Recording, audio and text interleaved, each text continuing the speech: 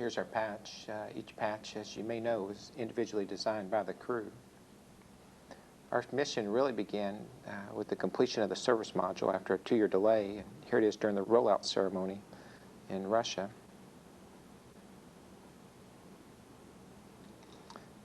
It was launched in July on top of a Proton rocket.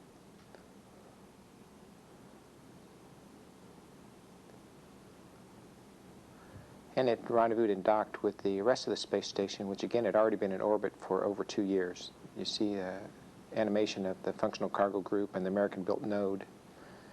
And that brought us to September. At first we didn't think the weather was going to cooperate. Here we are getting suited up about 4 hours prior to liftoff. That's me, the commander, Scott Altman, our pilot, Navy F-14 pilot, Ed Liu, mission specialist number 1, Rick Mastracchio, MS-2, our flight engineer. He's getting suit pressurization checks. Dan Burbank, Coast Guard helicopter pilot, MS-3. Yuri Malenchenko, MS-4, colonel in the Russian Air Force, also a commander of the Mir space station. And Boris Morukov, Russian flight surgeon. Here we are about 3.5 hours prior to liftoff during crew walkout from quarantine. We've been in quarantine for 1 week prior to launch.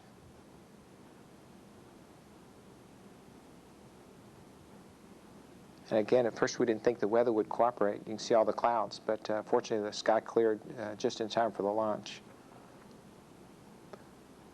Space Shuttle main engines, they light about 6 seconds prior to liftoff. That gives the onboard computers time to check out the engines, make sure they're operating 100% before they actually give the launch command. Here's an inside shot, and you can tell when the solid rockets light. A lot of shaking.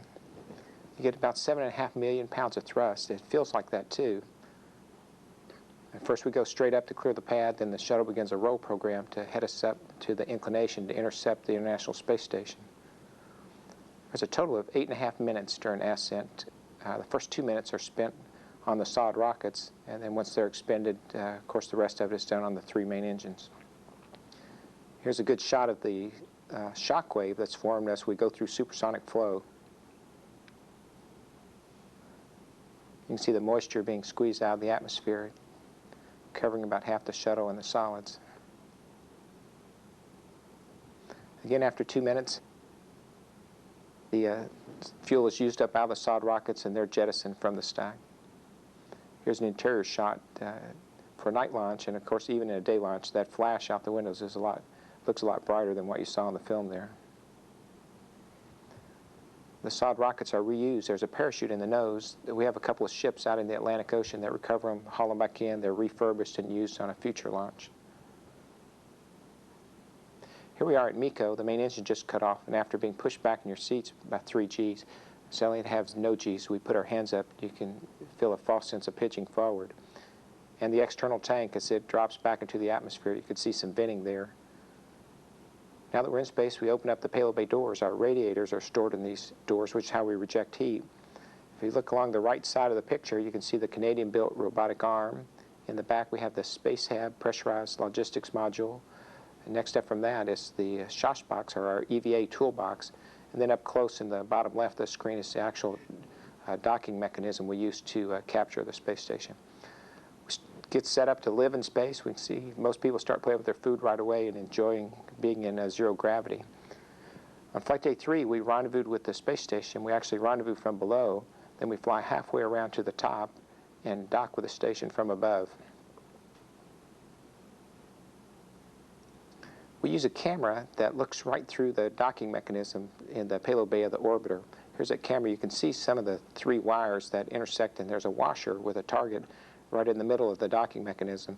And we use that to more or less bullseye the station while we fly around it. Here's a good view of the station.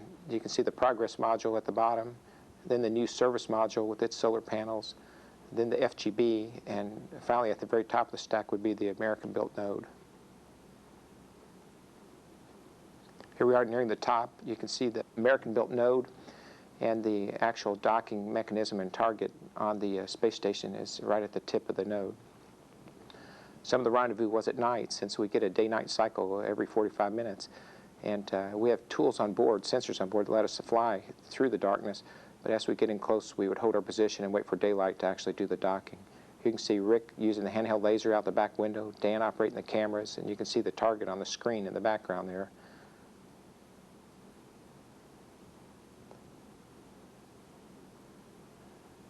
Here's the actual docking.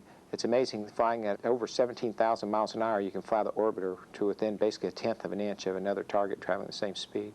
It's quite a space vehicle. Once we actually docked, then Dan operated the mechanism to actually lock onto the station. This is a shot coming down the tunnel to the Space Hab module. For our mission, the Space Hab was used to carry up supplies and equipment to the space station. You can see some of the large batteries mounted to the back wall, and all the bags strapped to the walls and floors filled with equipment that we transferred over. The first thing we had to do that day was to check out our spacesuits, which was going to be setting up for the spacewalk, which was going to occur on the next day. What we're doing here is looking at the jet backpacks, which we would use in case of an emergency. On the actual flight day, you climb into your spacesuits, which are in the airlock. That's where these scenes take place. You actually crawl up inside your spacesuit, pop your head out through the top. This is Yuri Malenchenko. It's his third spacewalk.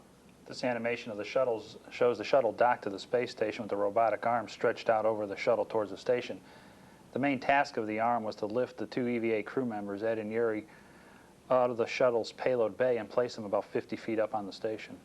From that point there, we'll climb hand over hand style along handrails along the side of the space station all the way up past the FGB, which you see there, to the upper part of the screen, which is the service module.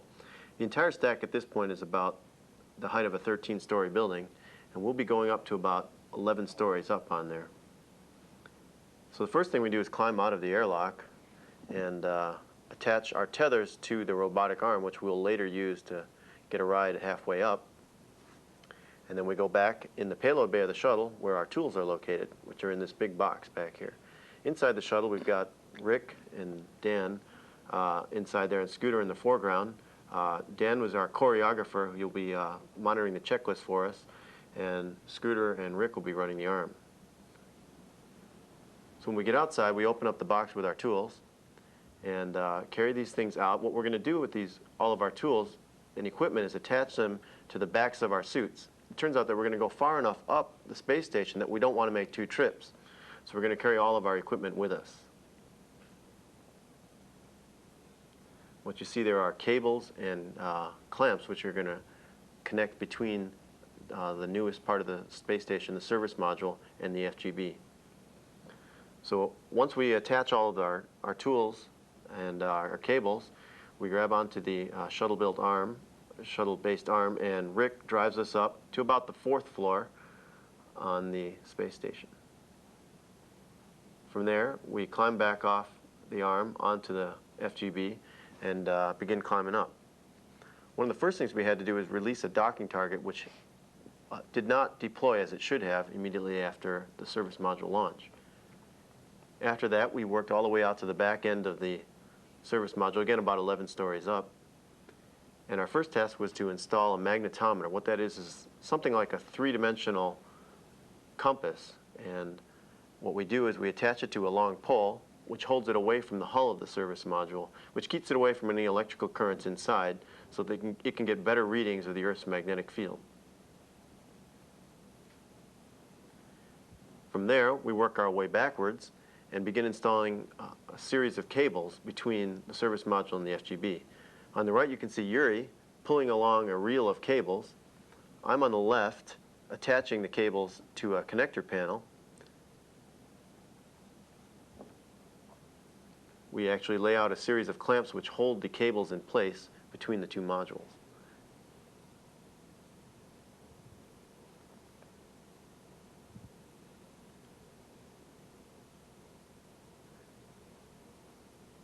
It goes from dark to light pretty rapidly. In fact, it does it 16 times a day. And you can see here how quickly it changes from dark to light during a sunrise. And because of that, we actually have to make sure that we have a bit of an advance notice from our choreographer inside, Dan. Here's Dan telling us that we're coming up on a light pass. And what we need to do outside is prepare our suits by turning off heaters on our gloves and raising our visors and turning off some lights on our helmets.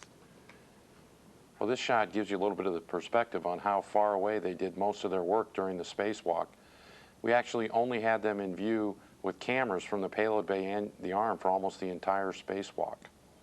After about 6 hours of EVA, we used the arm to pick them up, give them a ride back into the payload bay where they stowed the tools that they used and then headed back into the airlock. Then we moved the arm and put it away and got ready for the next day's big events. And that was the first ingress into the space station. Ingress is basically a process of opening hatches and configuring the air ducts. There's actually 14 hatches that we had to open as we headed our way into the space station. First element we come to is the node. That's the center point, the connection for all the future modules of the U.S. part of the International Space Station. From there, the next spot is the FGB. And that's the first element of the U.S. and joint U.S.-Russian element that was launched in space. And at the end of the FGB was the hatch we'd been looking forward to, the entry into the service module, as we were the first people to enter that after it had been launched into orbit. We went in, configured the lights, got everything warmed up, and set about our mission task of making this element a home for the first expedition crew. Touring the service module, the first thing you come to from one end is the toilet. We configured that and made it operational, even including a mirror for them to use shaving in the morning. Around the corner from the toilet are the crew compartments, one on each side. They each have their own door, so each crew member has a little bit of privacy, a little space to call their own. You can see there's gear in the back there that was launched in place, bolted down for the launch loads. One of our tasks was to remove that. But even with that gear in place, there's still enough room for me to squeeze in and have a couple moments to maybe take a quick little nap during the middle of a busy work day while everybody else is busy with the door closed. It was a nice quiet spot. Here you can see that that equipment's now been removed from the wall and placed in bags where the crew members, when they came on board, could just pull those bags out and clip up their sleeping bags and be ready to go. You can also see the porthole in that area. This is the food preparation area where they're going to make their meals. Oxygen generation system, harmful contaminants removal system, basically an air conditioning system to make sure that the air on board stays safe for all the inhabitants. In the middle, there's a stationary ergometer, basically a workout bike that you can pedal to get your heart rate up to help your muscles stay in shape from atrophying too much during the space flight. One of the things I liked about this was the porthole right in front of us there. You could open that up and while you were biking, basically ride yourself around the world. Right off the bat on the ingress day, we're all hard at work removing launch restraint bolts that secured a lot of the panels in place during launch. So we remove all those bolts, open the panels, and start preparing the spaces behind them to accept the equipment we're about to be installing over the next couple of days. Yuri's here in the foreground working on the area where one of the carbon dioxide removal systems will be, and up forward, Boris and I are working on the caution and warning panel. This panel right here is used to remotely dock vehicles to the space station. This area here is the controlling post, or the bridge, if you will, for the service module. In the upper left is the caution and warning panel, and that table there will basically support one of the Russian segment laptops that will control the systems. This scene is from inside the FGB or Zarya module. You can think of it as a big storage closet, and that's why one of the walls and the floor are covered with bags of equipment. Here's Ed Liu coming into the picture. He's transferring the first science payload over to the International Space Station, a protein crystal growth experiment. We brought over lots of equipment, tools, food, water, and clothes for the first crew that will live on the station. We also transferred life support equipment, exercise equipment, and 5 batteries. Here I am transferring one of the batteries over. They weigh over 150 pounds. Not only did we transfer them, but we installed some of them. Not all the installations were easy. In fact, installing one of the batteries in the FGB, we had some problems because a bracket here in the middle of the view had some obstructing hardware that we had to remove, and it actually took a hammer and chisel to free it up.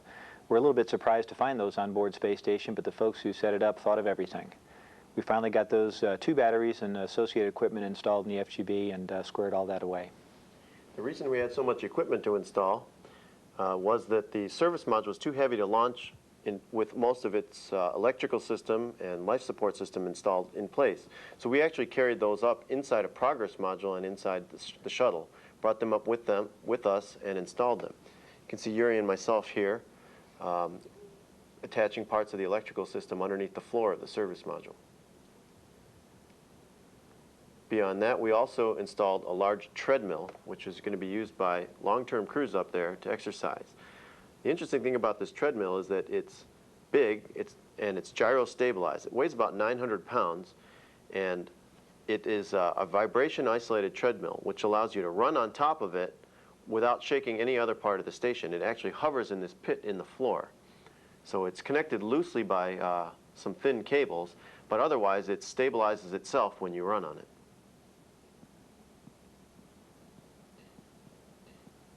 Not all our time was spent working inside the space station. We also had some opportunities to look outside and take pictures. We saw some incredible sights, like this view of the southern lights, the Aurora Australis, as we flew through just some beautiful green and red lights streaming up from the Earth. It was incredible. A lot of opportunity to look at islands and coastlines. Here we are coming across the Mediterranean, headed towards the Libyan coast. Some great views of Europe, the United States. This is a shot of the coastline of Italy as we crossed over. We also saw some parts of the world I was familiar with from the ground side, like this shot of the Straits of Hormuz, the entry into the Persian Gulf that I had gone through on board an aircraft carrier just a few years before. But near the end of our mission, we'd finished all our work on the service module, and it was time to start closing the 14 hatches between us and the space shuttle as we headed our way back to our shuttle to get it ready to head home. One of the things we worked hard at doing, in addition to shutting all the hatches, was making sure that we brought home everything we were supposed to and left behind all the things that the expedition crew were going to need. The day after that, it was time to undock. The pilot actually flies the undocking from the aft control station. We flew 2 complete laps around the space station to give us a chance to look at it from some different perspectives and in different lighting conditions than we'd seen on our rendezvous. Dan pushed the button and the hatches slowly came apart as we undocked here. The pedals disconnected, and we backed straight out from the space station to about 400 feet before we started our circuit around there. You can see my left hand in this view actually putting commands into the system to fire jets and maneuver the space shuttle around the station. We just watched it rotate in front of us as we flew around about 400 feet away, silhouetted against the blue of the ocean, with the sun coming up and making the solar rays just glistening gold in the sunlight. It was really an incredibly beautiful sight.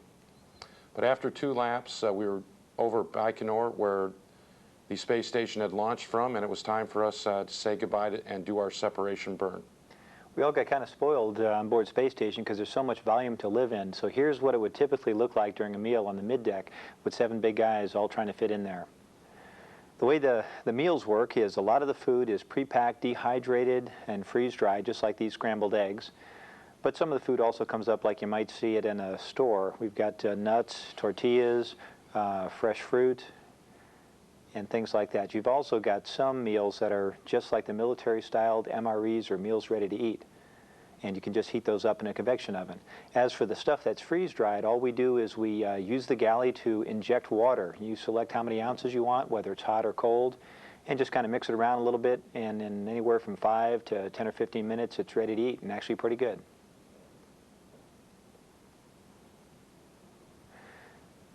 We also had a little bit of time to enjoy ourselves. Here we are, Yuri showing me some tricks in the space hab. This is not something you'd want to do right after a meal, but it is an awful lot of fun. This is what it looks like from my perspective. It's important in space, as they say, to stay hydrated, and Yuri's showing us one way to do that. Surface tension holds a ball of water together like this until you're ready to go ahead and drink it down. So here he is toasting the success of the mission. It's also important to exercise, even if you're up there for just a 2-week mission. So Rick is working out in the ergometer on the middeck of the shuttle in a normal way, and this is how Scooter would prefer to do it, doing his tried and true fly-around technique. At the end of the day, you go ahead and strap your sleeping bag up to the walls or the ceiling or the floor, and you climb in and go to sleep, and you actually sleep very well up there. It's like being on the softest bed you can imagine. On our last day in orbit, there's a lot of work to do. We need to put away the equipment that we used on orbit. We need to install the seats for entry, and we need to get into our launch and entry suits. You tend to grow about 1 or 2 inches in orbit, so sometimes your suit is a little tighter than it was when you left the Earth. But luckily, we had no problems here. We do our deorbit burn somewhere over the Indian Ocean, as shown on this map here, and that's about 12,000 miles away from our landing site in Florida. We're traveling over 17,000 miles per hour, and our deorbit burn only slows us down by about 200 miles per hour. So when we re-enter the atmosphere, we're traveling pretty fast, and we get a really good light show. We get these bright flashes out the overhead windows as the plasma goes around the vehicle, and out the front window you can see the glow of the nose as it heats up. It kind of goes through various colors as it heats up. It's a great show. Here's the actual view out the pilot's window. You can see the depiction of the landing runway there at the top middle of your screen. We landed at Kennedy Space Center where we took off. This is the view out of an infrared camera, and of course the wider something is, the hotter it is. You can see the nose of the orbiter soaks up most of the heat during re-entry. The black rectangles are the landing gear that Scott just put down. They come down at 300 feet or about 15 seconds prior to touchdown. Here's a view of the actual runway, and during the landing you can see us going through 250 knots at about 80 feet, and then the touchdown again. The Space Shuttle, since it's reusable, it comes back to Earth, lands like a big glider. We have 3 landing spots. Here's the drag chute coming out. Helps slow us down. We touch down over 200 miles an hour, and that's decelerating again from over 17,000 miles an hour. As it goes down the runway there, again, you can see the engine bells are hot. The tires from rolling down the runway have picked up a lot of heat. And again, the chute.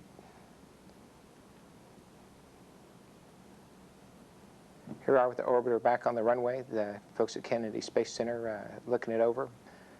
Since we did a good job, our boss, Mr. Golden, greeted us. We're welcomed back to the Kennedy Space Center by the people that gave us the shuttle. And by the way, it surely behaved well. We were given a great orbiter. Here the press is welcoming us back. And that was the end of STS-106. Of course, that's not the end of the space station. We're going to fly about 8 missions a year for the next 5 years, completing construction. By the time they finish, it'll be as big as 2 football fields and 4 times the inhabitable volume of the Mir space station. It'll have 5 laboratories, and a lot of world-class research will be done on board.